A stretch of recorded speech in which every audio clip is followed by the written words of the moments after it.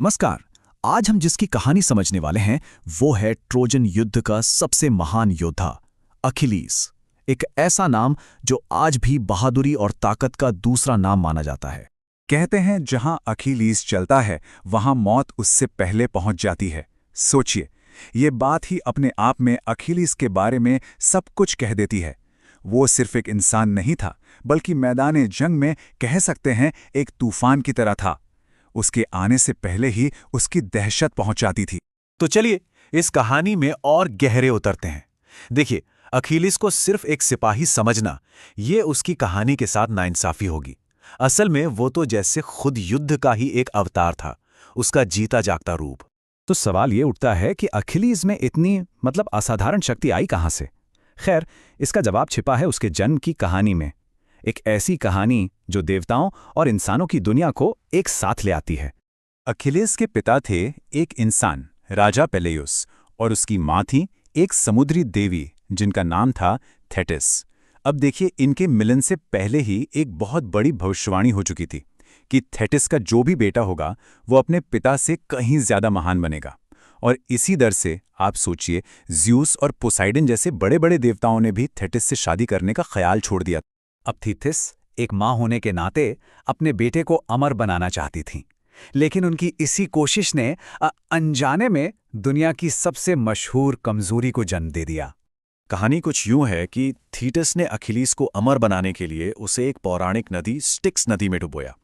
उन्होंने उसे पानी में डुबाने के लिए उसकी एक एड़ी से पकड़ रखा था। अब हुआ ये कि उसका पूरा शरीर तो अजेय हो गया, इनविंसिबल, सिवाय उस एक छोटी सी जगह के जहां थीटस की पकड़ थी। और यहीं से वो मशहूर कहावत आई है, अखिलिस हील। आज भी हम इसका इस्तेमाल करते हैं ना। उसके सामने भविष्यवाणी ने दो रास्ते रखे थे। पहला, एक छोटी सी जिंदगी लेकिन गौरव से भरी हुई, ऐसी कि सदियों तक लोग उसे याद रखें। या दूसरा रास्ता, एक लंबी शांति भरी जिंदगी लेकिन गुमनामी के अंधेरे में। कोई उसे जानेगा नहीं, कोई याद नहीं करेगा। चुनना उसे था। और उसने क्या चुना? उसने गौरव चुना, बिना एक पल सोचे। यही फैसला तो उसके किरदार की पहचान है। उसने एक लंबी गुमनाम जिंदगी के बदले एक छोटी लेकिन अमर कहानी को चुना। और यहीं उसी पल उसने अपने गौरव की कीमत चुकाने का फैसला कर लिया था। लेकिन एक माँ भला कैसे अपने बेटे को मौत के मुंह में जाने दे सकती है? थेटिस इस किस्मत को मानने को तैयार नहीं थी। उसने अपने बेटे को इस भविष्यवाणी से बचाने के लिए हर मुमकिन कोशिश की। और यहीं से कहानी में एक बहुत ही दिलचस्प मोड़ आता है। थेसेस को यह डर था कि अगर अखिलीस ट्रॉय गया तो वो वापस नहीं लौटेगा। तो उसने क्या किया? उसने अखिलीस को स्काइरोस द्वीप पर भेज दिया और वहां उसे राजकुमारियों के बीच एक लड़की के भेष में छिपा दिया। उसे लगा यहां उसे कोई नहीं ढूंढ पाएगा। पर यूनानियों को भी ये बात अच्छे से पता थी कि अखिलेस के बिना ट्रॉय को जीतना नामुमकिन है। तो फिर उन्होंने अपने सबसे चालाक, सबसे समझदार राजा ओडिशियस को उसे ढूंढने के मिशन पर भेजा। अब ओडिशस का प्लान सुनिए, कमाल का था। वो एक व्यापारी बनकर पहुंचा और राजकुमारियों के लिए तोहफे लेकर आया। खूबसूरत गहने, कपड़े और उन्हीं के बीच चालाकी से कुछ हथियार भी रख दिए। फिर अचानक बाहर युद्ध का बिगुल बजवा दिया, एक छूटा अलार्म। जैसे ही बिगुल की आवाज गूंजी, बाकी सब राजकुमारियां तो गहनों को देखती रह गईं, लेकिन उनमें से एक ने फौरन तलवार उठा ली। और वो कौन था? वो था अखिलीस। बस ओडिसियस को अपना योद्धा मिल गया। इससे यह भी साबित हो गया कि किसी को छुपाया तो जा सकता है, पर उसकी पहचान, उसका स्वभाव नहीं बदला जा सकता। अखिलीस के तो खून में ही युद्ध था। अब उसकी किस्मत का फैसला हो चुका था।